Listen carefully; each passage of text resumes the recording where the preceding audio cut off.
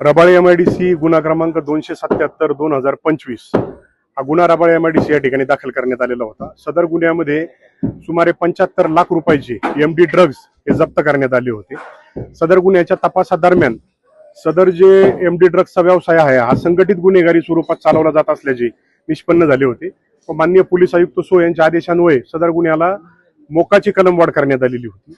सदर मोका गुन्ह्याचा तपास आम्ही स्वतः केला होता। सदर गुन्ह्याच्या तपासादरम्यान सर्व आरोपी अटक करण्यात आले व हे आरोपी जे आहेत याची जी गँग लीडर आहे शांताबाई करंडेकर जी आपल्या हस्तकांमार्फत हा व्यवसाय चालवत होती, सदर महिलेच्या आणि इतर आरोपींच्या सर्व संघटित गुन्हेगारीतून ज्या अवैध संपत्तीचे निर्माण त्यांनी केलेले आहे, सदर अवैध संपत्ती आपण निष्पन्न केलेली आहे व ती जप्त करण्यात आलेली आहे। त्या संपत्तीपैकी या एका प्लॉटवर हे अवैध बांधकाम असल्याचे निदर्शनास आले। या संदर्भात आपण नवी मुंबई पोलिसांतर्फे सिडकोशी पत्रव्यवहार करण्यात आला व सिडकोनी येथील संपूर्ण कायदेशीर बाबींची खातरजमा करून पूर्तता करून आज रोजी या ठिकाणी निष्कासन करण्याची मोहीम राबवण्यात आलेली आहे व त्या संदर्भात आपण पोस्टेतर्फे या ठिकाणी बंदोबस्त देखील दिलेला आहे।